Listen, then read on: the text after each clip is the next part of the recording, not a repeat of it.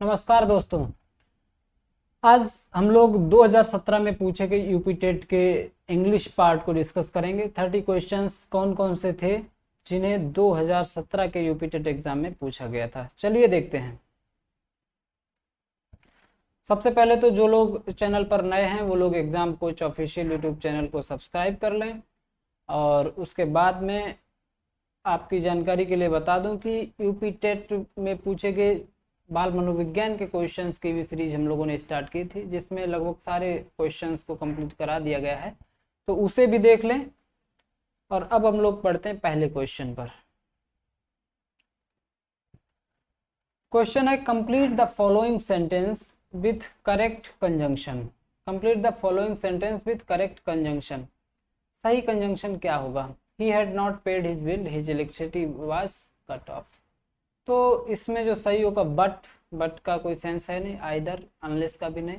As he had not paid his bill, क्योंकि उसने अपना बिल पे नहीं किया था। His electricity was cut off, इसलिए उसकी बिजली काट दी गई। तो एज ही हैड नॉट, ठीक है, एज यहाँ पर आ जाएगा। ऑप्शन नंबर डी आपका आंसर हो जाएगा। नेक्स्ट क्वेश्चन है, choose the correct figure of speech in the following sentence. Correct figure of speech, सही फिगर ऑफ स्पीच क्या है, अच्छा अलंकार यहाँ पर क्या है इस लाइन में? Death lays his icy hand on king, मतलब राजा पर मौत ने अपने आईसी हैंड, मतलब इस तरीके से जकड़ लिया कि उसे छोड़ा ही नहीं, इस सेंस में है। मतलब डेथ ने राजा को पकड़ लिया, किंग, ठीक है। Death lays his icy hand on king. तो डेथ क्या है? डेथ के कहीं पंजे तो होते नहीं, मृत्यु के कहीं हाथ पैर तो होते नहीं, लेकिन यहाँ पर डेथ के आईसी हैंड यानी हाथ की बात की गई, यानी डेथ को पर्सनिफाइड किया गया है, व्यक्तिकरण उसका किया गया है, यानी पर्सनिफिकेशन, मानवीकरण किया गया है। तो क्वेश्चन नंबर सेकंड का ऑप्शन बी सही हो जाएगा, पर्सनिफिकेशन। अगला है, the study of population is known as. बहुत जरूरी होता है, वन वर्ड कोई ना कोई पूछा जाता है आपसे।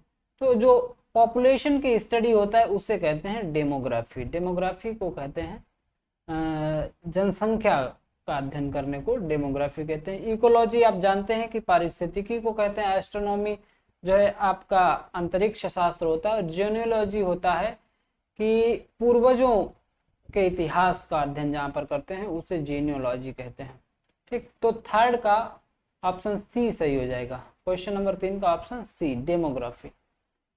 अगला क्वेश्चन है, give the meaning of the following proverb. जो प्रवर्ब नीचे दी गई है इसका मीनिंग आपको समझना है, वो चूज करना है।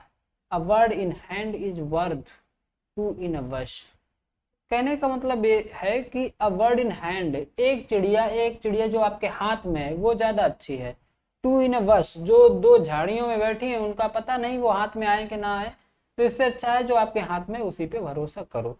ऐसा सेंस किस सेंटेंस का देखते हैं? To catch two words with your hands, गलत बात है ये, समझ नहीं आया। To be dissatisfied with what you have, जो आपके पास है उससे डिससेटिस्फाइड रहना भी गलत होता है। It is better to be satisfied, ये अच्छी बात है कि आप सेटिस्फाइड रहें विथ व्हाट यू हैव, जो आपके पास है उससे। Then to try to get what is not yours, और इसके बजाय कि आपके जो आपका है नहीं उसे पाने की कोशिश करते हैं, ठीक। तो a word in hand is worth two in a bush, option सी ज्यादा अच्छा है, ठीक। 4 का ऑप्शन सी आपका उत्तर हो जाएगा। अगला है, what of the following sounds is not associated with the sound of well. जो नीचे वर्ड दिए गए हैं ये वेल से संबंधित है, घंटी से संबंधित कुछ वर्ड हैं। इनमें से कोई एक शब्द है जो साउंड वेल से एसोसिएटेड नहीं है, संबंधित नहीं है, उसे देखते हैं। देखिए, जब घंटी को चाइम भी कर सकते हैं, जिंगल भी होती है घंटी की ध्वनि, रिंग भी होती है घंटी की ध्वनि। डैंग जो होता है ये घंटी से संबंधित शब्द यहाँ पे नहीं है, बिल्कुल अलग शब्द है, इसलिए आपका ये उत्तर हो जाएगा, क्योंकि डैंग घंटी से संबंधित नहीं होता। बाकी चाइम, जिंगल और रिंग घंटी से संबंधित शब्द हैं। अगला क्वेश्चन है, fill in the blanks with the correct preposition. Correct preposition से ब्लैंक को फिल कीजिए। आर यू सॉरी, क्या आप उसके लिए क्षमा प्रार्थी हैं? आर यू सॉरी, आपको दुख है, आपको परेशानी है उस बात से? आर यू सॉरी क्या with what you have done, तो सॉरी के साथ में फॉर प्रीपोजिशन होता है। Are you sorry for what you have done, आपने जो किया है उसके लिए आपको अफसोस है क्या, ठीक है, आप उसके लिए क्षमा प्रार्थी हैं क्या। तो ये आपका आंसर हो जाएगा, ऑप्शन बी सही आंसर है, 6 का बी। नेक्स्ट है pick out the correct synonym of the following word. Correct synonym, आपको सही सिनोनिम क्या है। एटेन्यूएट का सही सिनोनिम क्या होता है। रिपेंट का मतलब होता है पछतावा। फोर्स का मतलब होता है कि दबाव डालना। डिवाइड बांटना। एटेन्यूएट का मतलब होता है किसी चीज को कमजोर बनाना, किसी चीज को पतला बनाना, किसी चीज को मतलब कम करने के सेंस में।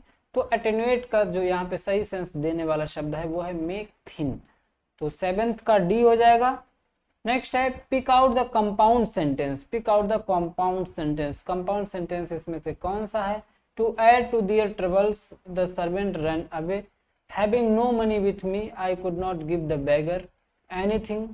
आई loved him because he was my friend. देखो ये भी आपका नहीं है और ये भी कंपाउंड नहीं है। ये देखो दो सेंटेंस आपको कंपाउंड जैसे लगेंगे। आई लव्ड हिम, एक सेंटेंस ये पूरा हो गया, और ही वाज माई फ्रेंड, दोनों जो सेंटेंस हैं वो कैसे हैं, एकदम स्वतंत्र हैं और बिकॉज से जुड़े हुए हैं। आई लव्ड हिम, तो ये एकदम सेंटेंस कैसा दिख रहा है, जैसे कि ये कंपाउंड सेंटेंस हो, लेकिन ये कंपाउंड सेंटेंस नहीं है क्योंकि बिकॉज से कंपाउंड सेंटेंस नहीं बनता। ठीक, अगला है the servant run away. Servant जो था भाग गया। And added to their troubles. And added to their troubles, तो ये एंड लग करके क्या बना है आपका, दो सेंटेंस जुड़े हैं, यानी ये कंपाउंड सेंटेंस है, इसमें एक क्लास हो गई। ठीक, तो जो the servant run away and added to their troubles, तो यहाँ पर जो आपका है ऑप्शन डी, ये आपका कंपाउंड सेंटेंस हो जाएगा, कंपाउंड सेंटेंस। ठीक,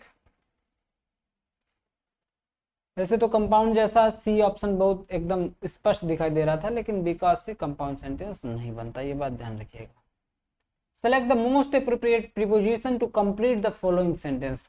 मोस्ट अप्रोप्रिएट प्रीपोजिशन क्या है जिससे कि आपका सेंटेंस कंप्लीट हो जाए। Why are you always so suspicious.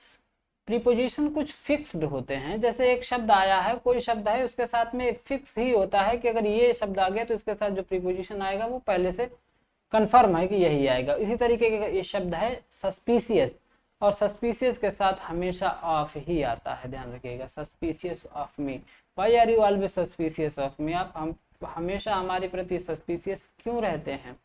ठीक, 9th का सी ऑप्शन हो जाएगा सही। Choose the correct alternative to complete the following sentence. सही विकल्प चूज कीजिए।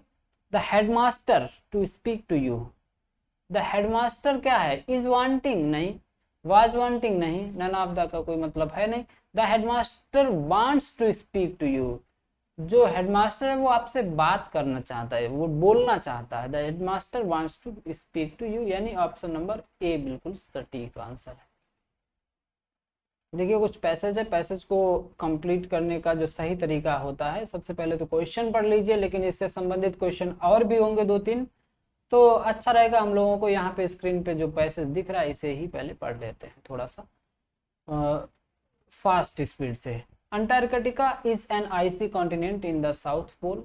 It is covered by permanently frozen ground, is surrounded by water and is about 1.5 time longer than the United States. ठीक, the world's largest desert is in Antarctica. 98% of the land is covered with a continental icy sheet. The remaining 2% of land is barren rock. Antarctica about 87% of the world's ice. अच्छा, the South Pole is the coldest.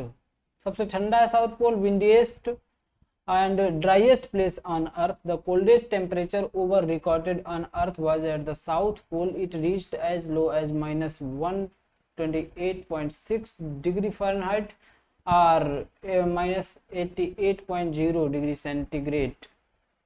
On an average, most of the Antarctica gets less than 2 inches of snow each year. Although scientific expedition visit Antarctica, there are no permanent human residents. This is because of the extreme weather which includes freezing temperature, strong wind and blizzard. इतना freezing temperature है और इतनी strong wind है कि वहाँ पर कोई भी human residence नहीं है। There are about 400 seasonal visitors 4000 seasonal visitors to Antarctica. Seasonal visitors करीब 4000 संख्या में हो जाते हैं यहाँ पर। Antarctica hasn't always been located at south pole. Antarctica हमेशा साउथ पोल पर इस जो था नहीं था। इट हैज ड्रिफ्टेड, ये ड्रिफ्ट होकर के गया है, खिसक कर गया है वहां पर। लाइक अदर कॉन्टिनेंट्स, जैसे अदर कॉन्टिनेंट्स एशिया यूरोप वगैरह भी इधर उधर थोड़ा बहुत खिसके हुए हैं, जो पहले कहीं और पे थे और अब कहीं और जगह पर हैं। Other continents and has ranked from the equator during the Cambrian period. और ये कब हुआ था? कैम्ब्रियन पीरियड में हुआ था। About 500 million years ago to the south pole during the time of the dinosaurs. कब हुआ था? जब डायनासोर्स का समय था, डायनासोर के एज में। Antarctica was more temperate and house dinosaurs and many other life forms. उस समय थोड़ा सा ज़्यादा टेम्परेट रहता था ये, यानी उसका टेम्परेचर थोड़ा गर्म रहता था। एंड हाउस डायनासोर, उस समय यहाँ पे डायनासोर भी होते थे। And many other life form, और भी कई जीवधारी होते थे। Now there is very little indigenous life. और वहाँ पर बहुत, अब वहाँ पर जीवन बहुत ही कम है, नाम मात्र को ना के बराबर है। क्लियर? तो word icy in the passage, एक शब्द यहाँ पे पूछा गया, icy in the passage is a an. क्या है आई सी? क्या है? नाउन है, एडवर्ब है, होमोनिम ऑफ आइस है? नहीं, आइसी एडजेक्टिव है जो कि आइस शब्द से बना है। आइस का मतलब बर्फ होता है और आइसी का मतलब हो गया बर्फीला। ठीक है, तो एडजेक्टिव है। बढ़ेंगे अगले क्वेश्चन पर। पैसेज भाई ये क्वेश्चन नया है। The word desert in the passage is. Desert का मतलब होता है रेगिस्तान या मरुस्थल। तो यहाँ पे रेगिस्तान, डेजर्ट क्या है? इसे तो पैसेज पढ़ने की जरूरत भी नहीं है। डेजर्ट तो वैसे ही आपको पता होना चाहिए कि डेजर्ट नाउन है, यानी रेगिस्तान मरुस्थल। प्रोनाउन वर्बल और ये कुछ नहीं। नेक्स्ट क्वेश्चन है, the word windiest in the passage is. Windiest जो शब्द दिया गया है पैसेज में, ये है क्या? Second form of verb? नहीं, वर्ब तो है ही नहीं यहाँ पे। Superlative form of adjective, superlative form of adverb, positive form of noun, यानी सुपरलेटिव फॉर्म ऑफ एडजेक्टिव है। विंडीस्ट क्या है? विंडी शब्द से बना है। विंडी का मतलब भी एक तरीके से हवादार होता है, बहुत ज्यादा हवाएं चलने वाला ये स्थान है, तो विंडीस्ट हो गया। सुपरलेटिव डिग्री थी ये एडजेक्टिव की। अगला है, has Antarctica always been fixed in the south pole. क्या अंटार्कटिका हमेशा साउथ पोल से ही फिक्स था?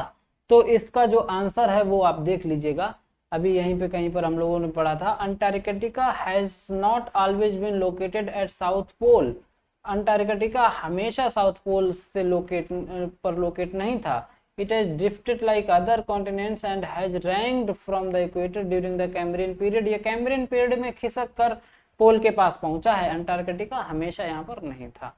ठीक, तो इसका आंसर हो जाएगा बी, यानी नो। नेक्स्ट है, who are the earliest non inhabitants of Antarctica. सबसे पहले जो यहाँ पे रहते थे इनहेबिटेंट्स कौन थे? यहाँ रहने वाली क्या प्रजाति थी? तो अमेरिकन साइंटिस्ट थे क्या अंटार्कटिका में? पहले नहीं। इंडियन साइंटिस्ट, ये भी नहीं। साइंटिस्ट तो बाद में पहुंचे, पहले डायनासोर्स रहते थे कभी। ठीक है, तो it has always been a desert, ऐसा भी नहीं है क्योंकि यहाँ पे जीवन था, डायनासोर थे और भी कई प्रजातियां पहले थी। ठीक, तो ऑप्शन सी, 15 का ऑप्शन सी। नेक्स्ट है द राइटर्स। अगला पैसेज नया है, इस पैसेज को भी एक बार पढ़ना पड़ेगा तभी हम लोग इसके आंसर दे पाएंगे। The first thing which a scholar should bear in mind is that a book are not to be read for mere amusement. सबसे पहले तो एक स्कॉलर को पता होना चाहिए कोई भी बुक है तो उसे केवल अम्यूजमेंट के लिए नहीं पढ़ना है। 2-4 पेज पढ़ लिए या जो भी है छोड़ दिया या मजे के लिए पढ़ रहे हैं। Half educated person read for amusement, और जो हाफ एजुकेटेड पर्सन होते हैं वो खाली ऐसे इसीलिए पढ़ते हैं, उनका कोई खास उद्देश्य नहीं होता। And are not to be blamed for it, they are incapable of appreciating the deeper qualities, और इसके लिए उन्हें ब्लेम भी नहीं किया जा सकता। And are not to blamed for it, और वो हाफ एजुकेटेड पर्सन क्या करते हैं? अम्यूजमेंट के लिए पढ़ते हैं, लेकिन इसके लिए इन्हें ब्लेम नहीं किया जा सकता क्योंकि they are incapable of appreciating the deeper qualities, क्योंकि वो जो डीप सेंस है किसी भी बुक का उसे अप्रिशिएट करने, उसे समझने और उसे अप्रिशिएट करने में इनकैपेबल होते हैं, यानी उसमें इतनी क्षमता नहीं होती है। That belong to a really great literature, और जो कि एक रियली ग्रेट लिटरेचर में डीपर सेंस होता है उसको वो कैच नहीं कर पाते हैं। But a young man who has pass through a course of university training should discipline himself at an early day never to read for mere amusement. लेकिन जो यूनिवर्सिटी से प्रॉपर तरीके से स्टडी करके आता है उसे क्या करना चाहिए, उसे अपने आप को इस तरीके से ट्रेन करना चाहिए कि वो हमेशा इस तरीके से ना पढ़े कि वो केवल अपना अम्यूजमेंट के लिए पढ़ रहा हो। And once the habit of discipline has been formed, अगर आपने एक बार अच्छी आदत बना ली डिसिप्लिन करने की किसी भी सब्जेक्ट पर, he will find it impossible to read for mere amusement, फिर आप mere amusement के लिए पढ़ेंगे ही नहीं, आपको मजा ही नहीं आएगा, खाली थोड़ा बहुत मनोरंजन के लिए पढ़ लिया। He will then impatiently throw down any book from which he cannot obtain intellectual food and book which does not make an appeal to higher emotions and to his intellect। और अब क्या करेगा, अगर किसी की आदत बन गई है पढ़ना और डीपर सेंस समझने की, तो अब क्या करेगा वो reader impatiently throw down any book, उस बुक को बहुत जल्दी रख देगा या फेंक देगा या छोड़ देगा, which he can not obtain intellectual food, जिस बुक से उसे इंटेलेक्चुअल फूड यानी बौद्धिक क्षमता से संबंधित जानकारी नहीं मिल रही है, एक अच्छी अपील उसमें नहीं है, हायर इमोशंस को टच नहीं कर पा रही है वो बुक, तो वो बुक अच्छा रीडर छोड़ देता है। But on the other, the habit of reading for amusement becomes with thousands of people exactly the same kind of habit as wine drinking or opium smoking। लेकिन जो अम्यूजमेंट वाली जो आदत अगर किसी के लिए बन गई किसी रीडर में, तो वो ठीक उसी आदत की तरह होता है जैसे वाइन ड्रिंकिंग शराब की लत होती है, जैसे ओपियम स्मोकिंग की लत होती है। इट इज लाइक नार्कोटिक, वो एक नशे के समान होता है। Something that helps to pass the time, और वो उसका केवल उद्देश्य टाइम पास करना होता है। Something that keeps a perpetual condition of dreaming, जिसमें केवल सपने देखना है। Something that eventually result in destroying all capacity of for thought, और ऐसे रीडर अपने थॉट प्रोसेस को भी क्या करते हैं, डिस्ट्रॉय कर देते हैं। Giving exercise only to the surface parts of the mind, और इससे क्या होता है जो माइंड का सरफेस पार्ट होता है उसका केवल एक्सरसाइज होता है, किससे, अम्यूजमेंट के लिए जब हम लोग पढ़ते हैं तब। And leaving the deeper spring of feeling and the higher faculties of perception unemployed, और जो डीपर स्प्रिंग है, living the deeper spring of feeling जो इमोशंस होते हैं उन्हें डीप तक वो समझ नहीं पाते हैं। And the higher faculties of perception, और परसेप्शन का मतलब होता है एक धारणा बनाते हैं, कोई कॉन्सेप्ट किसी चीज के बारे में किसी बुक को पढ़ करके क्लियर करते हैं, कोई कॉन्सेप्ट अपने माइंड में डेवलप करते हैं, तो उस हायर फैकल्टी, दिमाग की उस हायर फैकल्टी को अनएम्प्लॉयड रखते हैं। अनएम्प्लॉयड का अर्थ यहाँ पर है अनयूज्ड, यानी उसका प्रयोग करने में वो असमर्थ रहते हैं। इतनी बात समझ गए तो अब सारे आंसर भी आप दे पाओगे। The writer believes that half educated person are not able to, writer क्या बिलीव करता है कि हाफ एजुकेटेड जो थोड़ी बहुत जानकारी वाले रीडर हैं वो क्या करते हैं, क्या करने में एबल नहीं होते हैं, क्या करने में समर्थ नहीं होते हैं। एंजॉय वाइन ड्रिंकिंग, ये तो संबंधित यहाँ से है नहीं। Enjoy dreaming, think properly, appreciate hidden qualities of admirable literature, जो हाफ एजुकेटेड लोग हैं वो अप्रिशिएट नहीं कर पाते हैं जो डीपर सेंस होता है या हिडन क्वालिटीज होती हैं कोई भी एडमिरेबल लिटरेचर की, अच्छे लिटरेचर की, प्रशंसनीय लिटरेचर की, यानी वो सही अर्थ उसका अंदर जो उसका मेन थीम है उसे समझने में असमर्थ होते हैं। ठीक, तो 16 का ऑप्शन डी। और अगला है आपका the word narcotic in the passage means, narcotic का मतलब होता है नशे से संबंधित एक आदत बन जाती है, जैसे वाइन ड्रिंकिंग है, ओपियम स्मोकिंग था। It is like narcotic, some narcotic जैसा बन जाता है। तो नार्कोटिक पैसेज में जो शब्द आया है नार्कोटिक, इसका अर्थ हो जाएगा ग्रेट लिटरेचर नहीं, चीप बुक्स भी नहीं, इंटेलेक्चुअल एक्सरसाइज भी नहीं। इंटॉक्सिकेंट, इंटॉक्सिकेंट का मतलब भी जहरीला के सेंस में होता है, तो नार्कोटिक का सेंस हो जाएगा 17 का बी। अगला क्वेश्चन इसी पैसेज से संबंधित है। The phrase the higher faculties in the passage means, higher faculties का मतलब क्या है पैसेज का, दिमाग से संबंधित जो हायर फैकल्टीज की बात हुई थी, यहाँ पर देखो क्या है, deeper spring of feeling and the higher faculties of perception. तो देखो हायर फैकल्टीज का अर्थ different departments in the university, university की बात नहीं हो रही भाई, यहाँ पे बात हो रही है दिमाग से संबंधित, माइंड से संबंधित। Different ways of enjoying things, mental power of a high order for understanding great literature, इसे कहते हैं हायर फैकल्टीज। मानसिक शक्ति, mental power of higher order of understanding, उच्च क्षमता शक्ति जिससे हम समझ सकते हैं ग्रेट लिटरेचर को, उसे कहते हैं द हायर फैकल्टीज। 18 का सी। नेक्स्ट है the word eventually in the passage. Eventually एक वर्ड इस पैसेज में कहीं पर आया है, ये रहा। इवेंचुअली का अर्थ आपसे पूछ रहा है, मीन्स तो इवेंचुअली का मतलब होता है अंततः, अंततः का मतलब हो जाएगा यहाँ पर एट लास्ट। 19 का बी ऑप्शन सही हो जाएगा, ठीक है, एट लास्ट। नेक्स्ट क्वेश्चन भी पैसेज से ही संबंधित है। The word unemployed in the passage, एक शब्द यहाँ पे आया है अनएम्प्लॉयड, पैसेज में एक शब्द आया है अनएम्प्लॉयड, इस शब्द का मीनिंग क्या है?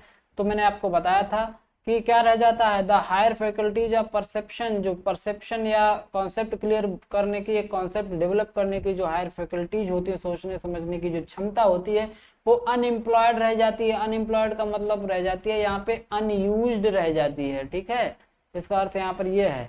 तो जॉबलेस है नहीं, जॉबलेस वैसे तो अनएम्प्लॉयड का मतलब बेरोजगार ही होता है, लेकिन आपसे पूछा गया है कि पैसेज के संबंध में यहाँ पे अनएम्प्लॉयड शब्द का अर्थ क्या हो रहा है, तो इसका अर्थ है अनयूज्ड। क्लियर? तो 20 का option D.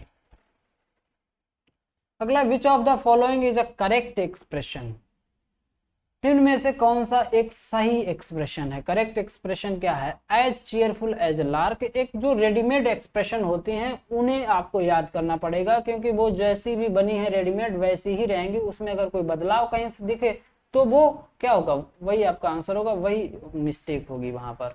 Which of the following is a correct expression? As busy as a bat, चमगादड़ की तरह बिजी, ऐसी कोई एक्सप्रेशन है नहीं, ऐसी कोई फ्रेज है नहीं।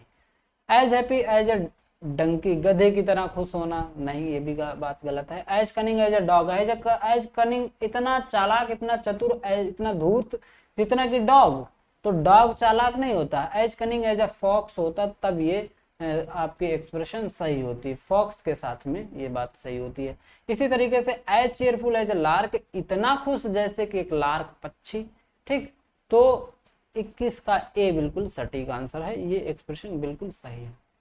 The sentence this is the house in which I was born, यही वो घर है जहां मैं जन्म लिया था, जहां मेरा जन्म हुआ था। इज अ सिंपल सेंटेंस है, कैसा है ये?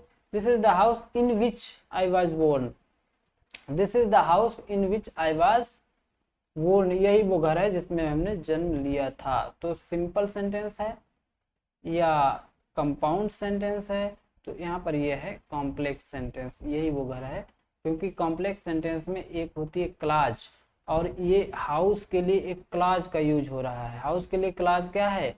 इन विच आई वॉज बोर्न, यानी हाउस की विशेषता बता रहा है ये पूरा सेंटेंस, और जो हाउस है वो आपका शब्द है नाउन, नाउन की जो विशेषता बताता है उसे कहते हैं एडजेक्टिव। लेकिन नाउन की विशेषता जब एक शब्द बता रहा है तो वो एडजेक्टिव है, जब नाउन की विशेषता कई शब्द मिलकर बता रहे हैं, यानी एक क्लास पूरी बता रही है नाउन की विशेषता को, तो वो हो जाती है एडजेक्टिव क्लास। तो यहाँ पर है एडजेक्टिव क्लास। तो जब कभी भी CLAUSE, जब भी कभी कॉम्प्लेक्स सेंटेंस होता है तो उसमें एक क्लास जरूर कहीं ना कहीं होती है। तो 22 का ऑप्शन सी यानी complex. Which of the following words is a preposition, इसमें से कौन सा शब्द एक शब्द है जो प्रीपोजिशन है? देखो यहाँ पे जो प्रीपोजिशन है वो है आपका बियंड। 23 का ए ऑप्शन सही है, बियंड आपका प्रीपोजिशन है। एंड कंजंक्शन है, एट भी कंजंक्शन है, और नाउ आपका एडवर्ब ऑफ टाइम है, ठीक, टाइम को शो करता है। नेक्स्ट क्वेश्चन है विच of the following words is an adverb, इसमें से आपको एडवर्ब चूज करना है। यूपीटेट में जो क्वेश्चन पूछे जाते हैं पार्ट्स ऑफ स्पीच को पहचानने की क्षमता आपके अंदर बहुत अच्छी होनी चाहिए, क्योंकि पार्ट्स ऑफ स्पीच अगर आप पहचान लेते हैं तो इसका मतलब 2-3 क्वेश्चन आप आराम से सही कर पाएंगे। 2-3 क्वेश्चन पार्ट्स ऑफ स्पीच को पहचानने से ही पूछे जाते हैं कि इसमें से क्या एडजेक्टिव है, क्या एडवर्ब है, इसलिए इस चीज पर आप लोग को बहुत फोकस करने की आवश्यकता है। विच of the following word is an adverb, इनमें से कौन सा शब्द एडवर्ब है ये पहचानना है आपको, ठीक। फेस आपका नाउन है, फेस मीन्स चेहरा, फ्यूरी गुस्सा क्रोध, मीक गुमसुम उदास के सेंस में होगा, और अपेस का मतलब होता है यहाँ पे अपेस, अपेस जो वर्ड है ये आपका एडवर्ब होता है, ठीक। अपेस जो शब्द है वो एडवर्ब का काम करता है। 24 का option A. Join the following sentence to make a simple sentence. Join the following sentence to make a simple sentence. Simple sentence बनाइए। The coffee isn't too strong, एक सेंटेंस ये है, the coffee इतना स्ट्रांग नहीं है। It won't keep us awake, ये हमें ज्यादा देर तक जगा नहीं सकती, यानी जगाने में समर्थ नहीं है। तो देखते हैं सिंपल सेंटेंस क्या बनेगा। The coffee isn't too strong, coffee इतना स्ट्रांग नहीं है। The coffee isn't too strong to keep us awake, ये सेंटेंस बिल्कुल सही लग रहा है हमें। The coffee isn't too strong, देखो टू स्ट्रांग के बाद में टू ही आता है, इसका ये एक्सप्रेशन होता है। जैसे यहाँ पे too strong to keep us awake, ये बिल्कुल सही है। यहाँ पे टू है लेकिन टू के बाद सो है, यहाँ पे टू है लेकिन टू के बाद सो है, इसलिए तीनों गलत हो जाएंगे और ऑप्शन ए सही हो जाएगा। The coffee isn't too strong to keep us awake. Clear, ये कॉफी इतना स्ट्रांग नहीं होती कि हमें जगा सके। Fill in the blank with suitable pronoun, अच्छा प्रोनाउन जो सुइटेबल हो इस ब्लैंक के स्थान पे आपको रखना है। My son and my daughter are very fond of, my son एक व्यक्ति, माई डॉटर दूसरा व्यक्ति। दो लोग के लिए जो शब्द यूज होता है वो होता है ईच अदर। दो से ज्यादा लोग की जब बात होती है तो वहां पे यूज होता है one another, one another, ठीक है। और ईच अदर और वन एन अदर ये दोनों क्या होते हैं, ये प्रोनाउन है। और पूछ दिया जाए आपसे ये कैसे प्रोनाउन है, तो ये रेसिप्रोकल प्रोनाउन है। कैसे है, reciprocal, reciprocal pronoun, reciprocal pronoun दो ही होते हैं। तो my son and my daughter are fond of each other, एक दूसरे के बहुत शौकीन है या बहुत ही लगाव रखते हैं इस सेंस में। Give one word for one who hates mankind, वो व्यक्ति जो मैनकाइंड से हेट करता है, नफरत करता है, ऐसे व्यक्ति को। देखो मैनकाइंड के लिए जो रूट वर्ड होता है वो होता है एंथ्रोप, एंथ्रोप मिलेगा जरूर, ये समझ लेना, वही वन हु हेट्स मैनकाइंड। तो एंथ्रोप किस में मिल रहा है, नाजिस्ट, फैसिस्ट, सैडिस्ट, ये कुछ नहीं। एंथ्रोप शब्द इसमें यानी मैनकाइंड से संबंधित है। और जो मिस शब्द होता है MIS, तो मिस शब्द जहाँ पे होता है इसका मतलब कहीं ना कहीं हेट की बात हो रही है। मिस जो है, मिस शब्द हेट को शो करने के लिए आता है, ठीक है, मिस एंथ्रोप। तो 27 का C, यानी जो व्यक्ति मैनकाइंड से, मानवता से हेट करता है, नफरत करता है, उसे मिस एंथ्रोप कहते हैं। और जो मानवता से प्रेम करता है, लव करता है, तो उससे होता है फिल, PHIL, फिल शब्द होता है। यहाँ पे हेट होता है, मिस, मिस किसके लिए यूज होता है, फेट के लिए। इसी तरीके से फिल जो शब्द होता है वो लव के लिए होता है।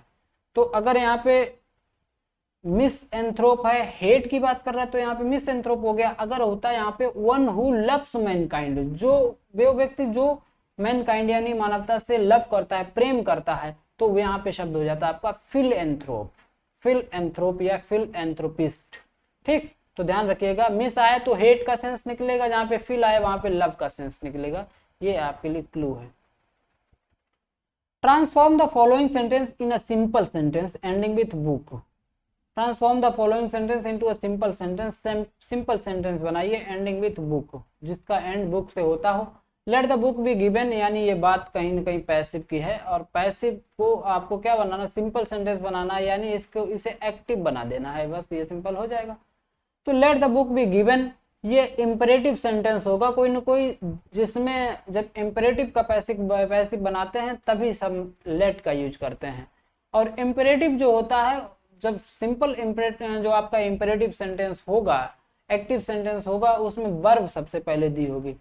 तो वर्ब कहाँ पे है, देखो यहाँ पे प्लीज दिया है, कैन, यहाँ पे वर्ब देखो गिव मी द बुक, देखो मी का सेंस यहाँ पे कोई है नहीं, मी के लिए कोई यहाँ पे कुछ यूज नहीं हुआ, इसलिए मी वाला शब्द होगा नहीं। Give the book, give the book का पैसिव होता है late the book be given.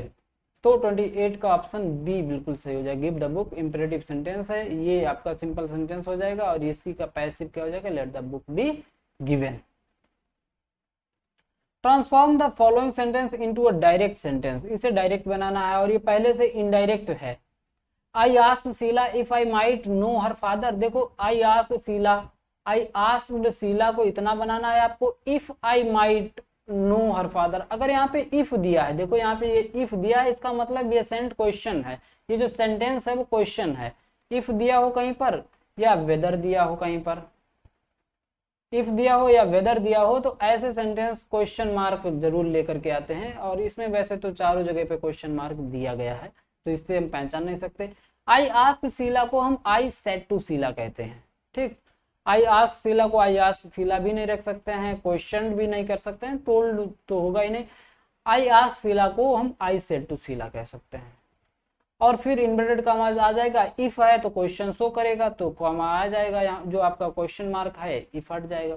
I might no, I might की माइट कब बना होगा, जब मे यूज हुआ होगा सेंटेंस में। May I know your father, your her है यहाँ पे, योर हो जाएगा। I said to Sheila may I know your father, तो इसका जब हम इनडायरेक्ट बनाएंगे तो कहेंगे I asked Sheila if I might know her father.